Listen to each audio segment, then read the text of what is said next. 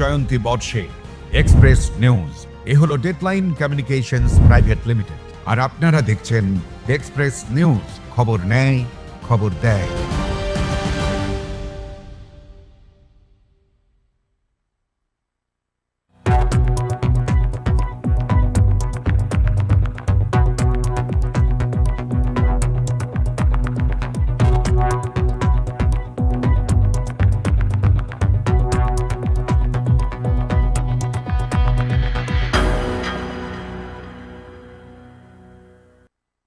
Health Express brought to you by Poroshmoni Healthcare Private Limited, Robotic Asansol.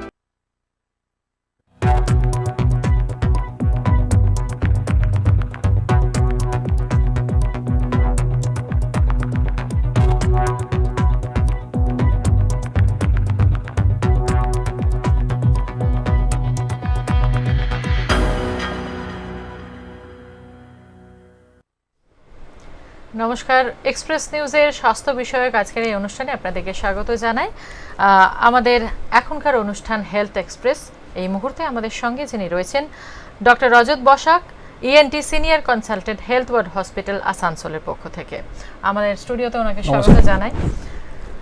স্বাস্থ্য, সুস্বাস্থ্য যেটা আমাদের সকলেরই দরকার, এবং এই স্বাস্থ্য বিষয়ক যে বিভিন্ন বিষয়গুলো রয়েছে সেই বিষয় সম্বন্ধে হয়তো আমাদের সবটা জানা থাকে না। তো আমরা যে কোনো আমাদের সমস্যা, শারীরিক যে কোনো সমস্যার জন্য আমরা অবশ্যই ছুটে যাই ডাক্তারবাবুর কাছে।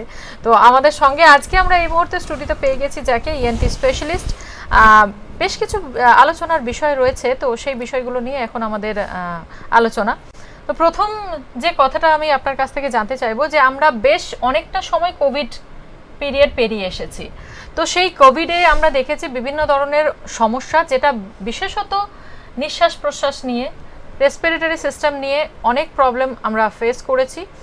আফটার কোভিড তার যে অনেকটা এফেক্ট, অনেকেই মনে করছেন তার একটা বিশাল এফেক্ট এখনো পর্যন্ত শরীরে রয়েছে। মেবি হয়তো ইমিউনিটি পাওয়ার কারো কমে গেছে, যে কোনো রকমের শ্বাসজনিত কোনো কারণ ঘটলেই বা কোনো রকম অসুস্থতা হলেই সেখানে কোভিডের একটা এফেক্টকে আমরা নিজেদের মতো করে ভেবে নিচ্ছি। তো সেটা আদেও কতটা সঠিক এবং কতটা বেঠিক সেটা এখন জানার বিষয়।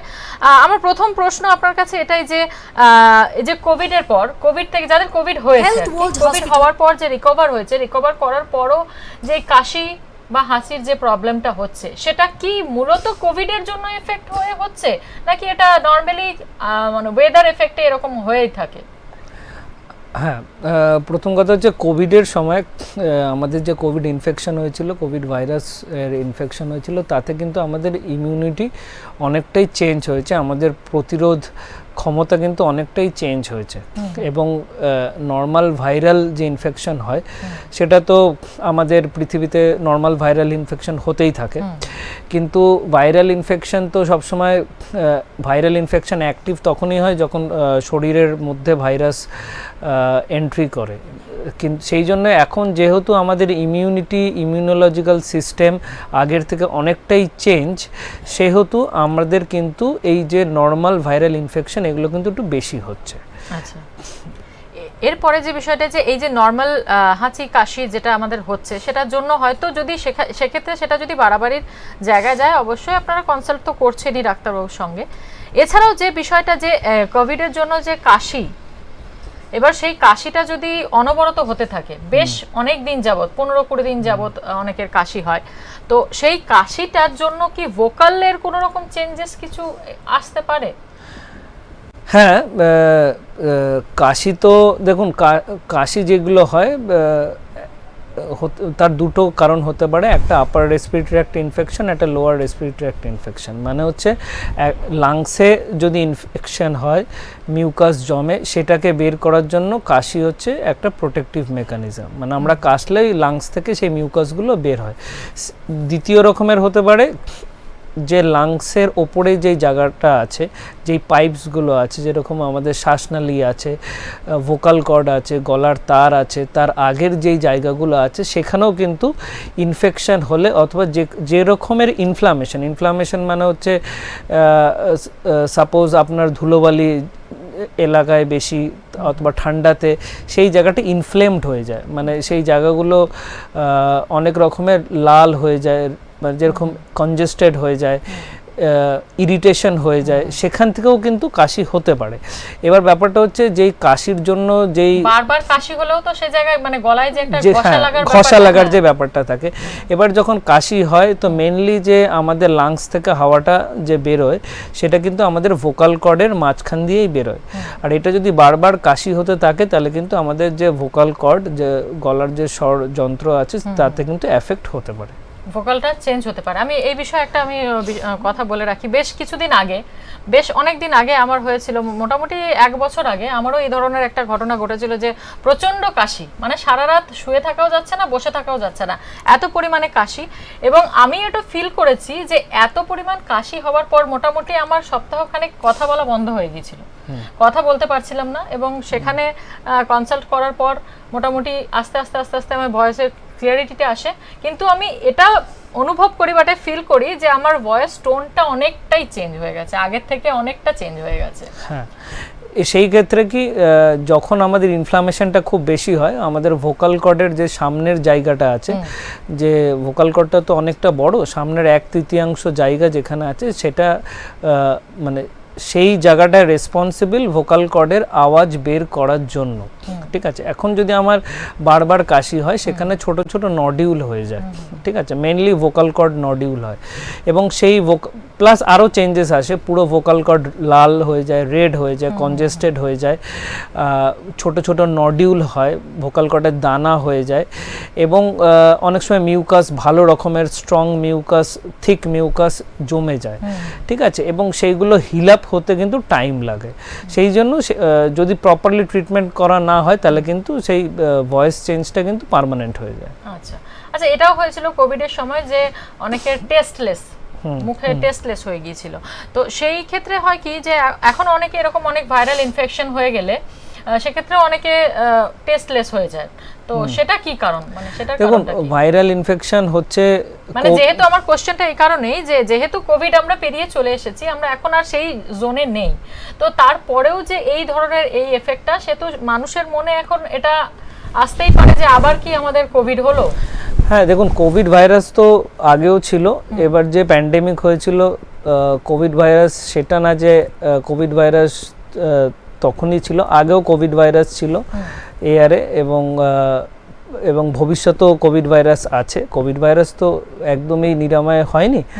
হ্যাঁ, প্যান্ডেমিকের সময় কোভিড ভাইরাসের যে স্ট্রেন ছিল, যে জাতিটা ছিল, সেটা চেঞ্জ হয়ে গেছিলো, সেটা খুব ভিরুলেন্ট হয়ে গেছিলো, সেটার জন্য অনেকের ক্ষতি হচ্ছিল এবং কোভিড ভাইরাস রয়েছে। এবং সেটাতে কি হয়েছে, কোভিড ভাইরাসের যে মেন কাজ ছিল, মানে যেটা দেখা যাচ্ছে যে কোভিড ভাইরাস আমাদের শরীরের যে ব্লাড ভেসেল আছে, সেই ছোট ছোট ব্লাড ভেসেলগুলোকে ব্লাড ক্লট করে দিত।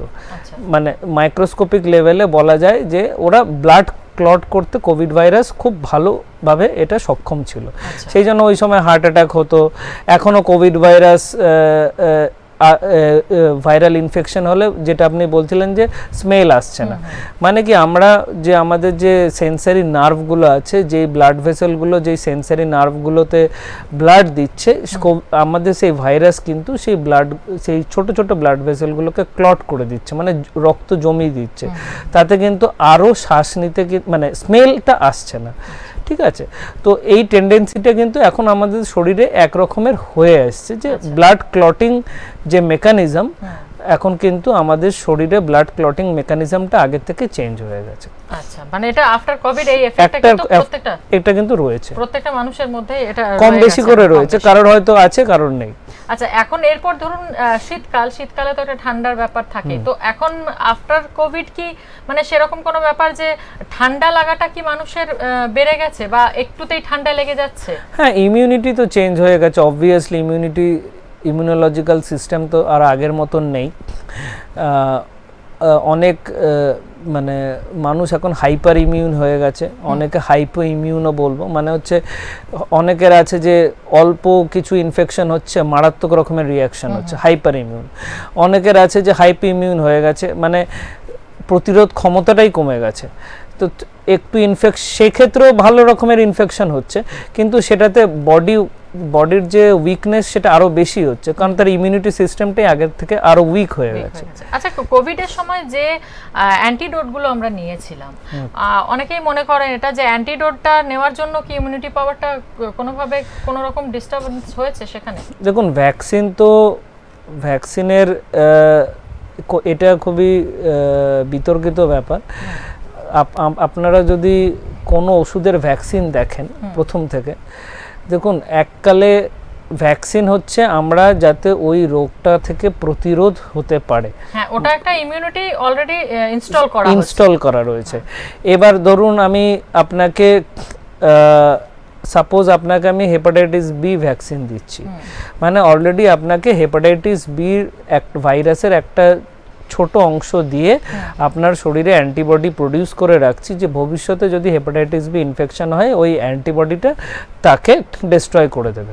ঠিক আছে, মানে একটা লড়াই করার শক্তি, যে সঙ্গে সঙ্গে সে দুর্বল হয়ে পড়বে না এবং ওটাকে প্রতিরোধ করতে পারে। কিন্তু এবার ব্যাপারটা হচ্ছে কিছু ভ্যাকসিন আছে যারা হয়তো এটাকে পুরোপুরি নিরাময় করতে পারছে না। যেরকম হেপাটাইটিস বি ভ্যাকসিন যদি নেন, আপনার হেপাটাইটিস বি হওয়ার চান্স একদমই কম নেই। তার মানে হেপাটাইটিস বি কিন্তু খুবই সাকসেসফুল ভ্যাকসিন। কিন্তু আবার কিছু ভ্যাকসিন আছে যেটা আমাদেরকে হয়তো ওই সময়ে যে আমাদের যে ডেথ রেটস হচ্ছিল, আমাদের যে মর্টালিটি হচ্ছিল, মানে এত যে লোক মারা যাচ্ছিল, সেইটাকে হয়তো প্রতিরোধ করতে পেরেছে। কিন্তু হতে পারে এগুলো সবই এখনো রিসার্চে রয়েছে, যে হতে পারে যে সেই ভ্যাকসিনের জন্য হয়তো কিছুটা ক্ষেত্রে প্রতিরোধ ক্ষমতা আমাদের একটু কমেছে। বাট এইগুলো সবই হাইপোথেটিক্যাল ব্যাপার, এগুলো আমরা বসে বসে শুধু ভাবতেই পারি, কিন্তু এইগুলোর জন্য আমার কাছে প্রুফ নেই আমাদের কাছে। এগুলো প্রুফ করা সম্ভব নয় এখনো, যদিও এটা মানুষ নিজেদের কল্পনার মতো করে ভেবে নেয়। আচ্ছা, যে কাশির ব্যাপারটা, এটাও কিন্তু আমরা দেখেছি যে সারা দিনের তুলনায় রাত্রের দিকে কাশিটা বেড়ে যায়। যদি ধরুন কারো কাশি হচ্ছে, সেক্ষেত্রে ঠান্ডা লেগে হোক বা যে কোনো কারণবশত হোক কাশি হচ্ছে, সেটা রাত্রের দিকে কেন বেড়ে যায়? কারণ দেখুন, রাত দুটো হচ্ছে যে যত আমাদের যে গলার ওপরে যে আমাদের এয়ারওয়েগুলো আছে, শ্বাসনালীগুলো আছে, যেখানে আমাদের সারা দিন ধরে ইনফেকশন হচ্ছে, আমরা সারা দিন অ্যাক্টিভ রয়েছি, আমি কথা বলছি, আমি খাচ্ছি, আমি শ্বাস নিচ্ছি, আমার যে বডি সিস্টেম আছে অ্যাক্টিভ আছে, ব্লাড ভেসেলগুলো অ্যাক্টিভ আছে। যদি ওখানে কোনো মিউকাস জমে, সেগুলো খুব তাড়াতাড়ি ক্লিয়ার আপ হয়ে যায়। কিন্তু রাতের দিকে কি হয়, যে আমরা রিল্যাক্স হয়ে গেছি, তখন আমাদের নাকের পেছনের যে নাকের মিউকাস আছে, নাকের পেছনের মিউকাসগুলো আছে, সেইগুলো কিন্তু ধীরে ধীরে গলায় এসে জমছে। যেই গলায় এসে জমছে, তখন আমরা মানে অত কিন্তু অ্যাক্টিভিটিতে নেই আমাদের মাসেলগুলো, তখনই আমাদের কাশি শুরু হচ্ছে, আমরা ক্লিয়ার করতে পারছি না, তখন আমরা কাশছি, কেশে আমরা ক্লিয়ার করে নিচ্ছি। আচ্ছা, এই যে কোভিড যাদের হয়েছিল, বা আমরা যে এখন বলতেই পারি আমরা কোভিড পেরিয়ে এসেছি, আমরাও কোভিডের এক ধরনের মানে এক পক্ষের যোদ্ধা আমরা, কারণ কোভিডের সঙ্গে আপনারা সবাই লড়াই করেছি, তার মধ্যে দিয়ে আমরা এসেছি, পেরিয়েছি। তো এক্ষেত্রে যেটা যাদের ইএনটির সমস্যা, কারণ কোভিডটা মেনলি নাক কান গলা দিয়েই প্রবলেমটা শুরু হচ্ছিল, তো সেক্ষেত্রে যাদের ধরুন বিফোর কোভিড, প্রি কোভিড যাদের ইএনটির সমস্যা ছিল, তো কোভিডের পরে কি সেই সমস্যাগুলো কোথাও আরো বেড়ে গিয়েছে, বা পুরনো কোনো ধামাচাপা দেওয়া, মানে হয়তো সেই প্রবলেমটা, ইএনটির সেই প্রবলেমটা হয়তো খুব একটা স্পষ্টভাবে মানুষ ধরতে পারেননি, কিন্তু আফটার কোভিড কি সেটা খুব চোখে পড়েছে? হ্যাঁ, যেরকম আফটার কোভিড দেখুন নর্মাল সর্দি কাশি তো বেড়েছে, সেটা তো অবভিয়াস, বাচ্চাদের নর্মাল সর্দি কাশি বেড়েছে, বা নর্মাল সর্দি কাশির টেন্ডেন্সি বেড়েছে, হেয়ারিং লসের চান্স খুব বেড়েছে, ইয়ং পেশেন্টদের এখন হেয়ারিং লস হচ্ছে, পোস্ট কোভিড ইয়ং পেশেন্টদের কিন্তু হেয়ারিং লস হচ্ছে, ফেশিয়াল নার্ভ পালসি, আমাদের কানের একটা খুব গুরুত্বপূর্ণ নার্ভ, ফেশিয়াল নার্ভ, তার কিন্তু প্যারালাইসিস বেড়েছে, মাথা ঘোরা, বিভিন্ন রকমের মাথা ঘোরা, ভার্টাইগো প্রবলেম কিন্তু কোভিডের পর বেড়েছে, তারপরে কানে শো শো শব্দ হওয়া, টিনিটাস, এইগুলো কিন্তু কোভিডের পর বেড়েছে। এই মানে ইএনটি প্রবলেমস কিন্তু কোভিডের পর অনেকটাই বেড়েছে, অনেকটাই সমস্যাটা তৈরি হয়েছে এখন। আচ্ছা, আর এই যে খাওয়া দাওয়া নিয়ে একটা সমস্যা ছিল, বা টেস্ট যেটা টেস্টলেস হয়ে গিয়েছিল, স্মেললেস, টেস্টলেস, এগুলো হয়ে যাওয়ার পর, এগুলো কি যারা বয়সে একটু এজেড পারসন তাদের মধ্যেই এটা কেন বেশি দেখা গিয়েছিল? দেখুন, এজেড লোকদের, যারা বয়স্ক লোক আছে, তাদের এমনি ইমিউনিটি কম, সেকেন্ডলি তাদের ম্যাক্সিমাম লোকদের ডায়াবেটিস আছে, প্রেশার আছে, ব্লাড প্রেশার আছে, সুগার আছে, থাইরয়েড আছে, কোলেস্ট্রল হাই আছে। এই এই এই চারটে জিনিস তো এমনি ব্লাড ভেসেলকে, ব্লাডের যে রক্ত চলাচল তাকে কিন্তু ধীরে করে দেয়, এবং কোভিডের কাজ হচ্ছে আবার সেই ব্লাডের রক্ত চলাচলকে ধীরে করে দেয়। মানে বেসিক্যালি আপনি বলতে পারেন যে কোভিড আমাদের জীবনকে শুধু বাড়িতে বসে স্ট্যাটিক করেনি, আমাদের রক্ত চলাচলকেও স্ট্যাটিক করেছে। আর যে জিনিস একবার স্ট্যাটিক হয়ে যায় তার কিন্তু হাজার প্রবলেম শুরু হয়। এরপর রিকভারি হওয়ার পরেও কিন্তু মানে প্রচুর সমস্যায় তারা ভুগছেন, ফেশিয়াল পেন, তারপরে থ্রোট লাইনিং এর কিছু প্রবলেম, ঠিক আছে, মানে যেগুলো আপনি বললেন ইএনটির যে সমস্যাগুলো সেটা একটু বেশি এখন হাইলাইটেড হয়েছে।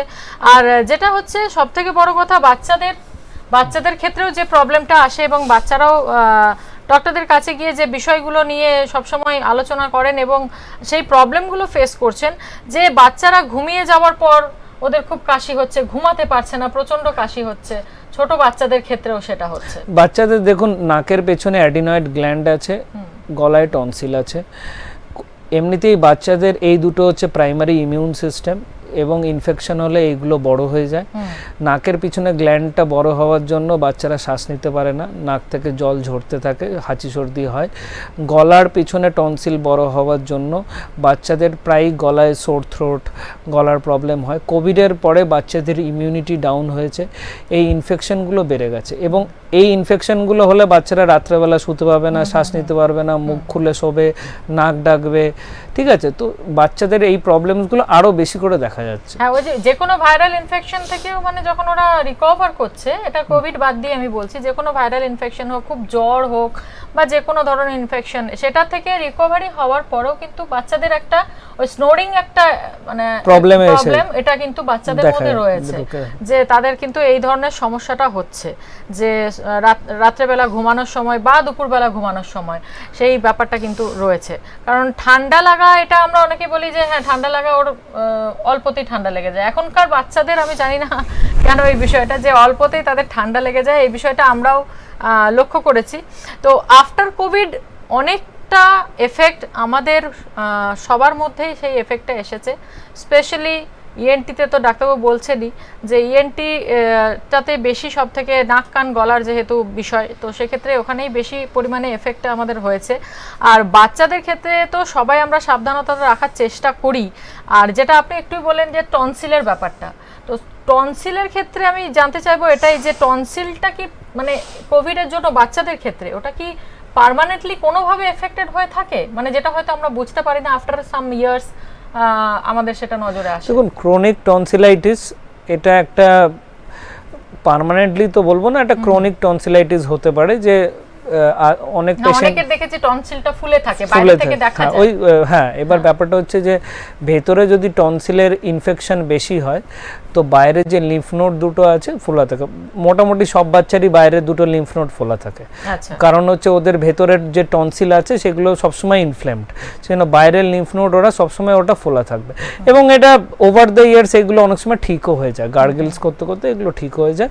এইগুলো নিয়ে আমাদের অতটা চিন্তা করার কিছু নেই, কারণ এগুলো নর্মাল ভাইরাল ইনফেকশন, এগুলো তো প্রকৃতির নিয়মে আমাদেরও বডি সবাইকে ফেস করতে হয়। কিছু কিছু বিষয় আছে যে শরীর থাকলে শরীর তো খারাপ হবে যে কোনো জিনিস, এবং সেক্ষেত্রে জাস্ট আমাদের বিষয়টা একটু নজরে রাখার, যে কোনটা আমাদের ক্ষেত্রে একটু বেশি প্রবলেমেটিক হচ্ছে এবং কোনটা আমরা নিজেরাই ঠিকঠাক করে নিতে পারবো, সেই বিষয়গুলো একটুখানি, বিশেষত বাচ্চার জন্য আমি বলবো আমরা সবাই কেয়ারফুল আমাদের বাচ্চাদেরকে নিয়ে।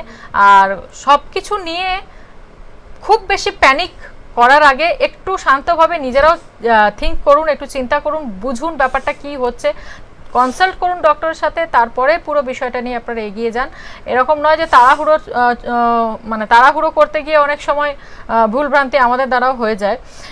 যে বিষয়টা আরো একটা রয়েছে, সেটা হচ্ছে এখন অনেক বাচ্চার মধ্যে যেটা দেখা যায় অ্যালার্জি টেন্ডেন্সি, হাঁচি হচ্ছে তো সারাদিন মোটামুটি ভালোই হাঁচি হচ্ছে, ঠিক আছে, বা অ্যালার্জির তো বিভিন্ন রকমের সিমটম রয়েছে।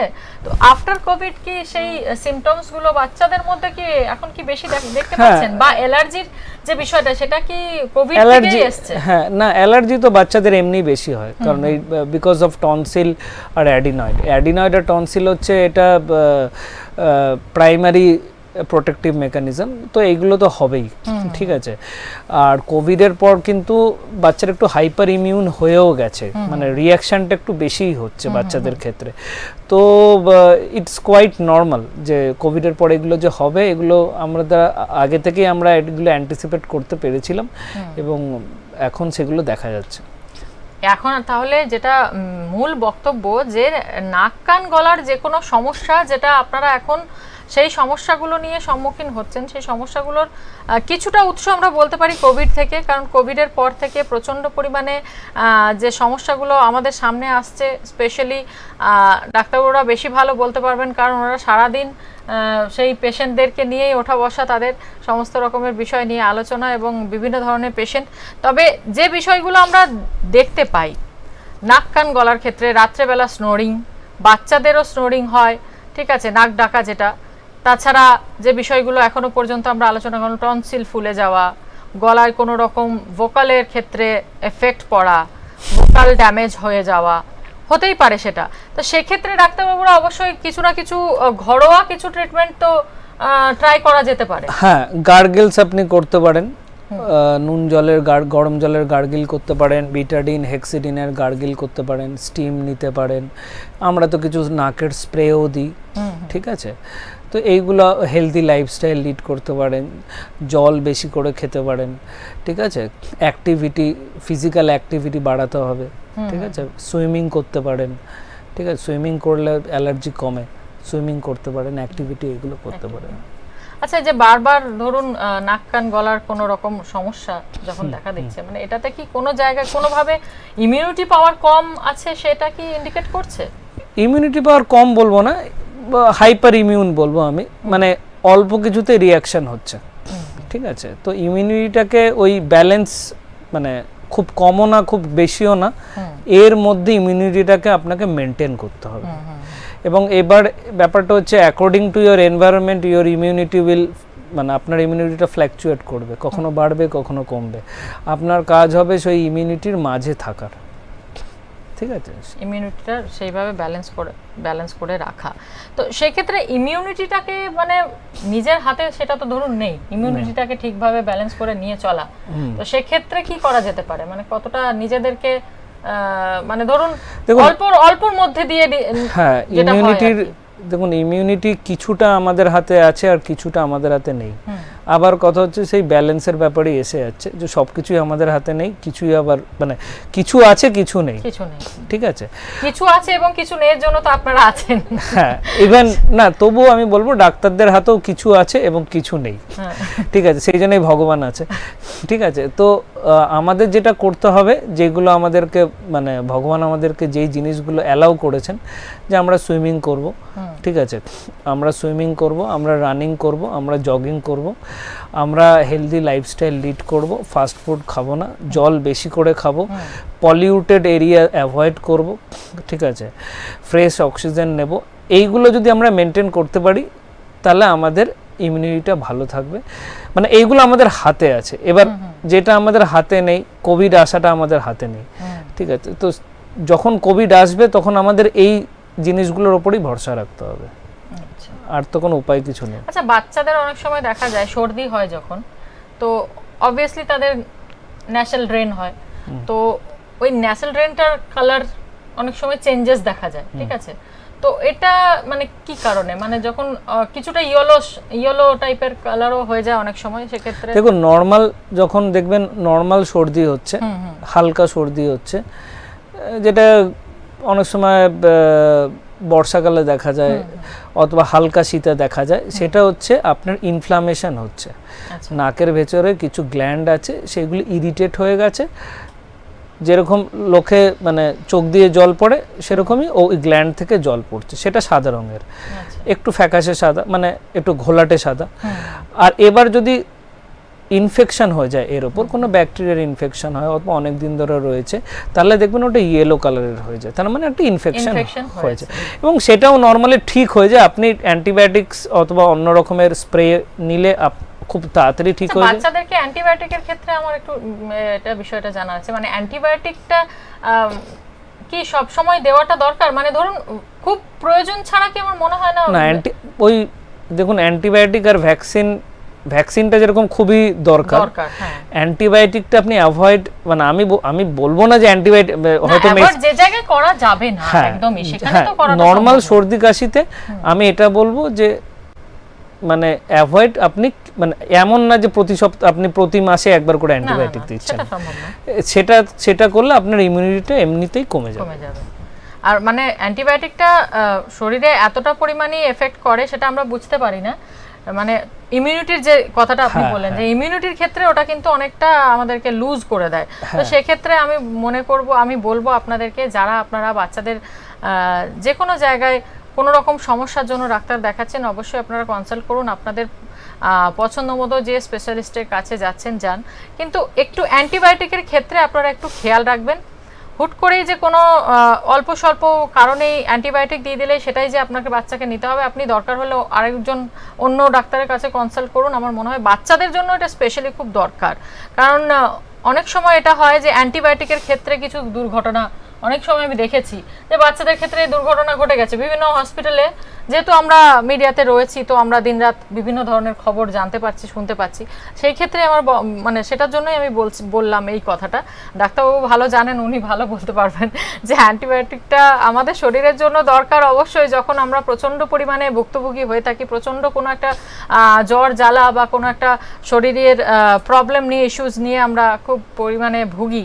তো সেই ক্ষেত্রে তখন ডাক্তারবাবু অবশ্যই অ্যান্টিবায়োটিক প্রেসক্রাইব করেন, কিন্তু সেটা বড়দের জন্য হয়তো বা কিছুটা তারা মেনটেন করে নিতে পারলেও ছোটদের একটুখানি আমি মনে করি সেই জায়গাটা আপনারা একটুখানি খেয়াল রাখবেন। আর যেটা হয় ডাক্তারবাবু, এটা আমি আউট অফ দ্য সিলেবাস কোশ্চেনটা করছি, সেটা হচ্ছে যে কানের যে সমস্যা, যে কানের যে পর্দা ফেটে যায়, ঠিক আছে, বা কানের পর্দা ফুটো, অনেক সময় এটা হয় কি কানের পর্দা ফুটো তো পর্দাটা চেঞ্জ করতে হয়, অনেকে বলে না পর্দায় ক্র্যাক হয়ে গেছে। তো এই দুটো বিষয় একটুখানি যদি একটু ক্লিয়ার করেন। দেখুন এখন নাক কান আর নাক আর কান কানেক্টেড আছে, ঠিক আছে, নাকের পেছনটা আর কানের সামনেটা কানেক্টেড আছে একটা টিউব দিয়ে, ইউস্টেশিয়ান টিউব। যদি আপনার সর্দি খুব বেশি হয় অথবা ইনফেকশন বেশি হয় এবং সর্দি কাশি এগুলো যদি বেশি হয়, তো এফেক্টটা আপনার কানে পড়ে, কানের পর্দার পিছনে পুঁজ জমে।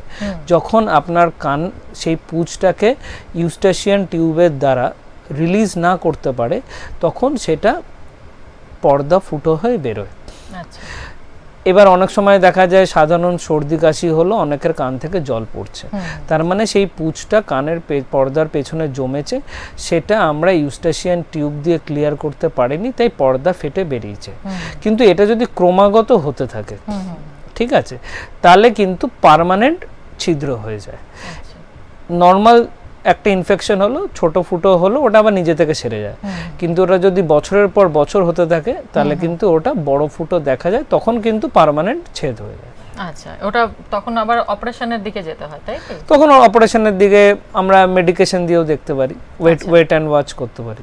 আচ্ছা, এই যে একটু আগে আমরা অ্যান্টিবায়োটিক্স নিয়ে আলোচনা করছিলাম যে বিষয়টা, তো আফটার কোভিড গলার নিয়ে যে সমস্যা বা গলার থ্রোট ইনফেকশন, সেক্ষেত্রে কি অ্যান্টিবায়োটিকটা খুব দরকার, মানে নিতেই হবে? এবার দেখুন, ওই আমি বললাম যদি অ্যাকিউট সিমটম হয়, তাহলে যদি দেখুন যে কোনো ভাইরাল ইনফেকশন কিন্তু 1 উইক লাগে সারতে, আপনি অ্যান্টিবায়োটিক নিয়েও এক সপ্তাহ লাগবে, অ্যান্টিবায়োটিক না নিয়েও 1 সপ্তাহ লাগবে, কিন্তু আমাদের এটা ডিপেন্ড করে ডক্টরের ওপর, ঠিক আছে। এখন যদি আমি দেখি যে না, যে ইনফেকশনটা হয়েছে সেটা সিভিয়ার রকমের হয়েছে, ঠিক আছে, তাহলে কিন্তু আমার যাতে কমপ্লিকেশন না হয় আমাকে অ্যান্টিবায়োটিক দেওয়াটা বাধ্যতামূলক। আর যদি আমি দেখি যে না, আমি 2 দিন ওয়েট করে দেখতে পারি, আমি অ্যান্টি অ্যালার্জিক দিলাম, অন্য ওষুধ দিলাম, গার্গিল দিলাম, দেখলাম যে এটা কমপ্লিকেশন, আমি 2 দিন ওয়েট করে দেখলাম যে কমপ্লিকেশন স্টেজে যাচ্ছে কিনা। আমাদের স্টেজেস আছে না, প্রাথমিক স্টেজে থাকলে আমরা ওয়েট করলাম, গার্গিল করলাম, অ্যালার্জির ওষুধ দিলাম, সেটা যদি ঠিক হয়ে যায় তাহলে আর অ্যান্টিবায়োটিক নেওয়ার দরকার নেই। কিন্তু যদি দেখি পরবর্তী স্টেজে চলে গেছে, কমপ্লিকেশনের স্টেজে চলে গেছে, তাহলে তো অ্যান্টিবায়োটিক ছাড়া কোনো উপায় নেই। আচ্ছা ডাক্তারবাবু, একটা কথা, যেটা হচ্ছে বাচ্চাদের যেটা হাঁচি কাশির যে সমস্যাটা ওদের হয় অনেক সময়, এটাও তো আপনি বললেন যে অ্যালার্জেটিক থাকলেও অনেক সময় হাঁচি কাশি হতেই পারে, মানে অ্যালার্জি, অনেক সময় ডাস্ট অ্যালার্জি থাকে, ঠিক আছে, ডাস্টের জন্য অ্যালার্জি হয়, বা সর্দি কাশি ঠান্ডা লেগে যে অ্যালার্জির ধাত সেটা একটা বিষয় হয়।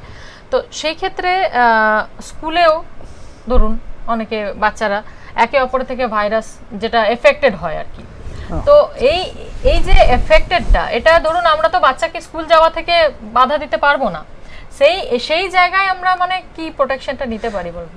দেখুন, একদিক থেকে ওটাকে হার্ড ইমিউনিটি বলে, ঠিক আছে।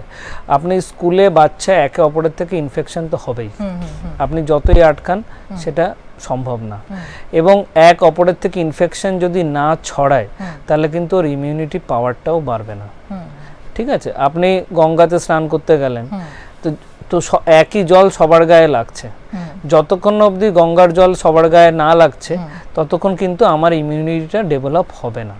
সেরকমই আমাকে কিন্তু অত মানে আমার মতে স্কুলে প্রোটেকশন বেশি নেওয়ার কোনো দরকার নেই, কারণ যতক্ষণ না অবধি একটা বাচ্চা ইনফেকশনে না পড়বে, মানে ফার্স্ট টাইম ইনফেকশনে না পড়বে, ওর কিন্তু ইমিউনিটিটা ডেভেলপই করবে না। হ্যাঁ, এবার যদি কোনো বাচ্চা রিপিটেড ইনফেকশন হচ্ছে তাহলে অবভিয়াসলি ওকে আমরা স্পেশাল কেয়ার টেক কেয়ার করবো। আচ্ছা, তো আজকের যে বিষয় নিয়ে আমরা আলোচনা এখনো অবধি ছিলাম সেটা হচ্ছে আফটার কোভিড যে ইএনটি প্রবলেমগুলো দেখা যাচ্ছে, বিশেষ করে এটা বলা হচ্ছে আফটার কোভিড বেড়ে গেছে এই কারণেই, কারণ সেই জায়গাটা ফিল করেছেন, তারা বুঝতে পারছেন যে প্রবলেমগুলো ইএনটির প্রবলেমগুলো ছিল, নাক কান গলার যে সমস্যাগুলো ছিল, গলার ব্যথা, স্নোরিং বা হাঁচি কাশি, অ্যালার্জেটিক যে সমস্যাগুলো, সেই সব সমস্যাগুলো বিগত মানে বিফোর কোভিড যে জায়গায় ছিল, আফটার কোভিড কিন্তু সেই জায়গাটা অনেকটা বেড়ে গেছে, সেই জায়গাটা একদমই চেঞ্জ হয়ে গেছে। তো ছোটরা থেকে শুরু করে, ছোটদের থেকে শুরু করে বড় এবং ওল্ডার এজের সকলেরই এই বিষয়টা, এই জায়গাটা কিন্তু অনেকটাই চিন্তা ভাবনার বিষয়, কারণ নাক কান গলার থেকেই কোভিডের যে বিষয়টা, কোভিডের যে প্রবলেমগুলো সেটা আমরা ফেস করেছি, এবং তারপর থেকেই এখনো পর্যন্ত যদি আমাদের এই ধরনের কোনো সমস্যা এসে থাকে, সেটাও কিন্তু কোভিডেরই একটা এফেক্ট, যেটা এখনো পর্যন্ত আমাদের মধ্যে রয়েছে, এবং কিছু পুরনো রোগ সেগুলো কিন্তু মাথাচাড়া দিচ্ছে only because of Covid effect. So আমি বলবো আপনাদেরকে, আপনারা যদি এরকম ধরনের কোনো সমস্যায় ভোগেন, অবশ্যই আপনারা কনসাল্ট করুন আপনাদের পছন্দ মতো, আপনাদের বিশ্বস্ত, আপনাদের পরিচিত ডক্টরের সাথে কনসাল্ট করুন।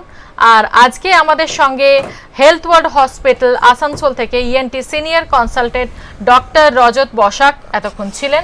ধন্যবাদ আপনাকে, আর আপনাদেরকেও অসংখ্য ধন্যবাদ। আজকে আমাদের হেলথ এক্সপ্রেস আমরা এখানে শেষ করছি। পরবর্তী অনুষ্ঠানের জন্য চোখ রাখুন এক্সপ্রেস নিউজের পর্দায়।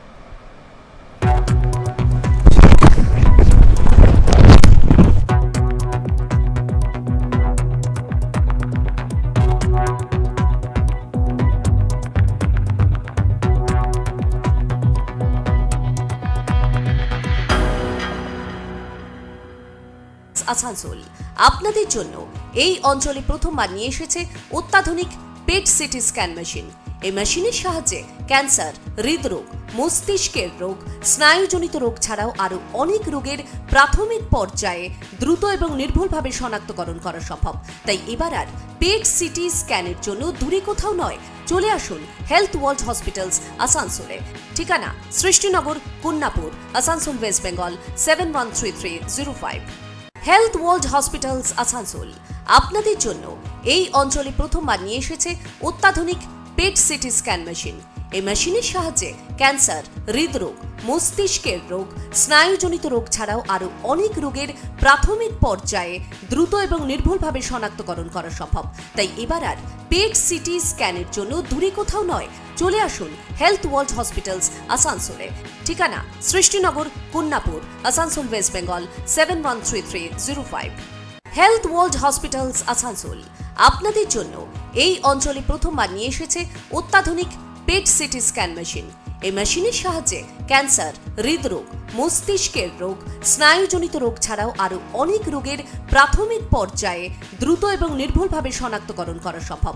তাই এবার আর পেট সিটি স্ক্যানের জন্য দূরে কোথাও নয়, চলে আসুন হেলথ ওয়ার্ল্ড হসপিটালস আসানসোলে। ঠিকানা সৃষ্টিনগর, কুন্নাপুর, আসানসোল, ওয়েস্ট বেঙ্গল 713305।